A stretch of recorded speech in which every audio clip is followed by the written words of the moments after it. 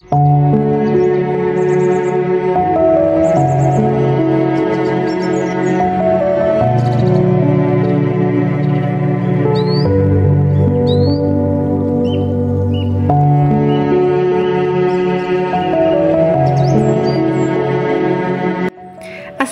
আলাইকুম। আবারও একটা নতুন ভিডিও নিয়ে চলে আসলাম আপনাদের মাঝে। আশা করছি সবাই সুস্থ এবং ভালো আছেন।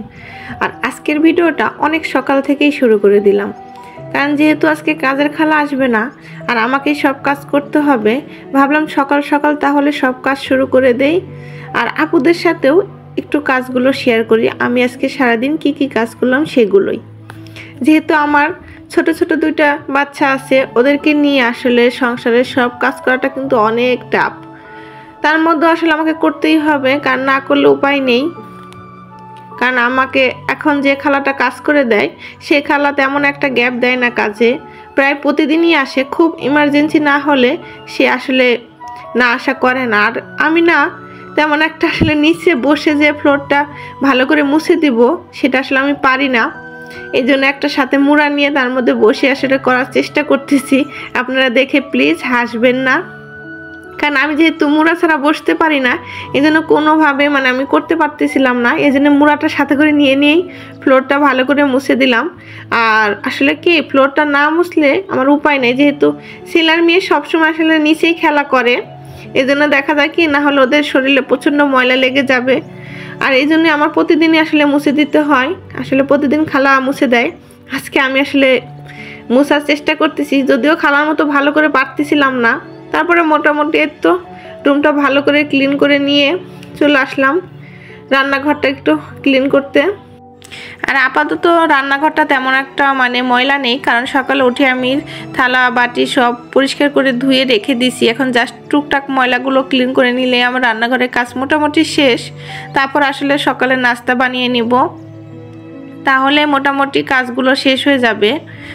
আর এর মধ্যে ছেলে মেয়ে দেখা যায় একটু পরপরেই দুই ভাই বোনে যেহেতু সমবয়সী, এই জন্য কিন্তু ওরা টুকটাক মারামারি লেগে যায়। কি আর বলবো, দুজনেই ছোট কিন্তু দুজনেই মারামারি করতে পারে, আবার বেশ ভালো। দেখা যায় কি, সারা দিন ওদের বিচার করতে করতে আমার দিন পার হয়ে যায়। একবার মেয়ে বিচার দেয়, একবার ছেলে বিচার দেয়। সো যাই হোক, এর মধ্যে সব কাজ মোটামুটি করে নিতেছিলাম। আর আমার মতো যাদের দুইটা ছোট বেবি আছে, আমার মনে হয় কি, তাদেরকে খালারা যদি কাজ না করে দিত প্রতিদিন এসে, তাহলে হয়তো বা তাদের সংসারটা কি যে হতো আল্লাহই জানে। আর এই তো সকালের নাস্তা হিসেবে এখন আমি একটু ভুনা খিচুড়ি বানিয়ে নিব। যেহেতু তোমাদের ভাই আমার হাতের এই ভুনা খিচুড়িটা অনেক বেশি পছন্দ করে, আর এই খিচুড়িটা হতেও খুব তাড়াতাড়ি হয়ে যায়, অনেক সময় লাগে না। এই জন্য কিন্তু আমি এই খিচুড়িটা এইভাবেই রান্না করি সব সময়। আমার কাছে মনে হয় কি, এটা একটা ফাঁকিবাজি নাস্তা, কিন্তু খেতে কিন্তু আবার দুর্দান্ত হয়। এবং সাথে যেহেতু মোটামুটি একটু হালকা সবজিও থাকে, তাহলে কিন্তু পুষ্টিটাও একটু পাওয়া যাইতেছে। কারণ যেহেতু আমার ছেলে মেয়ে ছোট, ওদেরকে একটু সবজি খিচুড়িটা এমনিতেও খাওয়ানো দরকার। এই জন্য দেখা যায় এভাবে রান্না করলে ওরাও খেতে পারে আর আমরাও খেতে পারি। যেহেতু আমি এখানে শুকনো মরিচ ব্যবহার করি না একদমই, জাস্ট কাঁচামরিচ দিয়ে রান্না করি আমি খিচুড়ি, যাতে আমার ছেলে মেয়ে এবং আমরা দুজনেই খেতে পারি।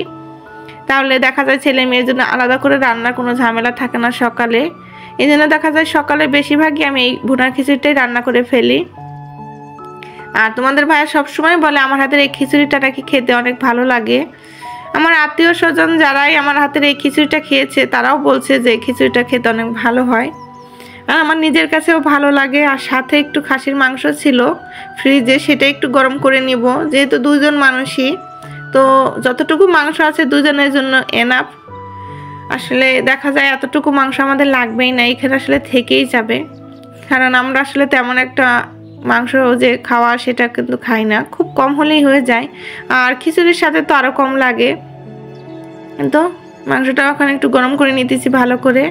আর এই তো আমার নাস্তা বানানো শেষ, এখন খাওয়ার পালা। আর তো আমি নিজের জন্য একটু এখন নিয়ে নিলাম। আর তোমাদের ভাইয়া পরে খাবে, সে আসলে ফ্রেশ হইতেছে। আর আমি আমার ছেলে মেয়ে নিয়ে এখন একটু খাবারটা খেয়ে নিব। আসলে প্রথম আমি একটু টেস্ট করে দেখতেছিলাম যে সব কিছু ঠিকঠাক আছে কি না। সো আজকে এই পর্যন্তই। আর আমার সাথে থাকার জন্য এতক্ষণ সবাইকে অসংখ্যবার ধন্যবাদ। আল্লাহ হাফেজ।